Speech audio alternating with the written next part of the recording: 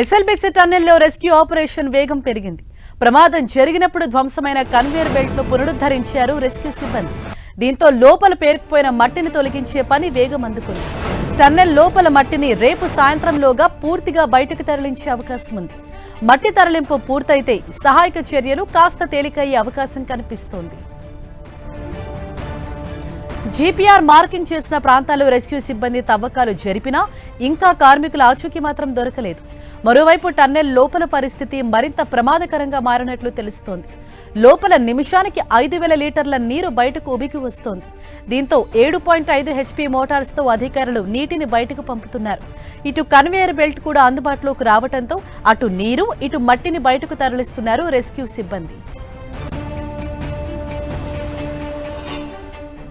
దీనిపై మరింత సమాచారంతో మా ప్రతినిధి ప్రసాద్ మనకు అందుబాటులో ఉన్నారు. ప్రసాద్, ప్రస్తుతం ఎస్ఎల్బీసీ టన్నెల్లో ఎటువంటి సిచ్యువేషన్ కనిపిస్తోంది? పూర్తిగా అంటే కన్వేయర్ బెల్ట్ మళ్ళీ రీస్టార్ట్ అయింది కదా, ఎప్పటి వరకు అక్కడ మట్టిని మొత్తం బయటకు తీసే అవకాశం ఉంది?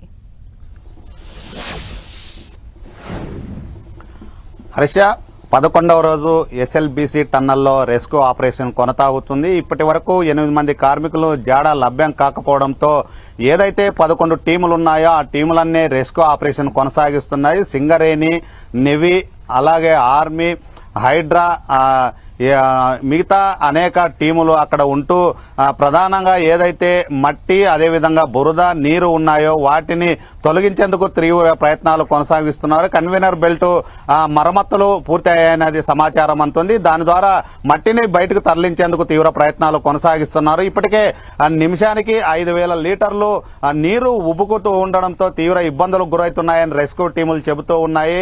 ఏదైతే బురద అదేవిధంగా నీరు ఉండడంతో తీవ్ర ఇబ్బందులకు గురవుతున్నాము, అదేవిధంగా మట్టి కూడా ఎక్కువ ఉండడంతో తీవ్ర ఇబ్బందులకు గురవుతున్నాయని రెస్క్యూ ఆపరేషన్ టీములు చెబుతూ ఉన్నాయి. ఏదైతే జీపీఆర్ ద్వారా కనుగొన్నటువంటి అనుమానిత ప్రాంతాల్లో వెళ్లడానికి తీవ్ర ప్రయత్నాలు కొనసాగిస్తున్నప్పటికీ ఆ రెస్క్యూ టీములు ముందుకు వెళ్లలేని పరిస్థితి స్పష్టంగా కనిపిస్తుంది. 11 రోజులు కావస్తున్నప్పటికీ 8 మంది కార్మికుల జాడ లభ్యం కాకపోవడంతో మాత్రం రెస్క్యూ టీం రోజు రోజుకి శ్రమిస్తున్నప్పటికీ ఫలితం కనిపించడం లేదనేది స్పష్టంగా అర్థమవుతుంది. ప్రధానంగా ఏదైతే అక్కడ ఉన్నటువంటి ఎస్ఎల్బీసీ టన్నెల్లో కొనసాగుతున్నటువంటి రెస్క్యూ టీములు 11కు సంబంధించినటువంటి కీలకమైనటువంటి ఆ టీం లీడర్లు ఎప్పటికప్పుడు సమన్వయం చేసుకుంటూ ముందుకు వెళ్తున్నారు. అయినప్పటికీ అక్కడ ఉన్నటువంటి నీరు అదేవిధంగా బురద మట్టి ఈ 3 రకాలు ఉండడంతో తీవ్ర ఇబ్బందులకు గురవుతాము. కన్వేయర్ బెల్ట్ మొన్నటి వరకు పూర్తిగా పని చేయకోకుండా ఉండడం జరిగింది. ఇప్పుడు ఈ రోజు సాయంత్రం నుండి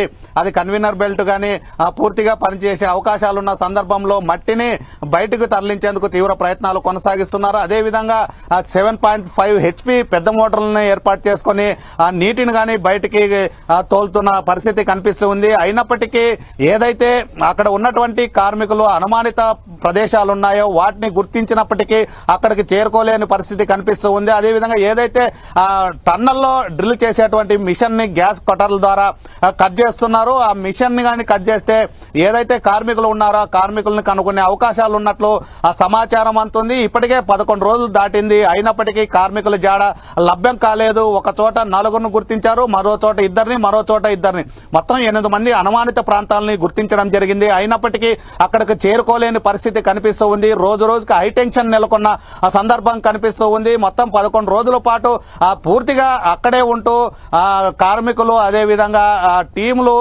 రెస్క్యూ టీములు తీవ్ర ప్రయత్నాలు కొనసాగిస్తున్నప్పటికీ ఎన్డీఆర్ఎఫ్, ఎస్డీఆర్ఎఫ్, అదేవిధంగా నెవీ, హైడ్రా, అలాగే సింగరేణి తదితర ఫైర్, అదే రైల్వే ఇలాంటి అనేకమైనటువంటి టీములు అక్కడ ఉన్నాయి. వారితో పాటు ఇతర రాష్ట్రాల నుండి వచ్చినటువంటి టన్నెల్లో పనిచేసినటువంటి కీలక వ్యక్తులు గానీ అక్కడికి చేరుకోవడం జరిగింది. అత్యాధునిక పరికరాలను ఉపయోగించి కార్మికుల కోసం తీవ్ర ప్రయత్నాలు కొనసాగిస్తున్నప్పటికీ ఆ ఫలితం మాత్రం కనిపించడం లేదు. అయితే కన్వేయర్ బెల్ట్ ఏదైతే ఉందో ఆ టన్నెల్ ద్వారా ఉన్నటువంటి మట్టిని తరలించేందుకు తీవ్ర ప్రయత్నాలు కొనసాగిస్తున్నారు. ఆ మట్టి పూర్తిగా తొలగిపోతే కార్మికులను గుర్తించే అవకాశాలు ఉన్నాయి. ఇప్పటికే వాటర్ గానీ ఎక్కువ వస్తుంది, బురద ఉండడము ఆ పనికి ఆటంకం కలుగుతుంది అనేది అక్కడ ఉన్నటువంటి రెస్క్యూ టీములు చెబుతూ ఉన్నాయి. అయితే రేపు ఉదయానికి కొంత స్పష్టత వచ్చే అవకాశం ఉన్నట్లు సమాచారం అందుతుంది. హర్ష, థాంక్యూ ప్రసాద్.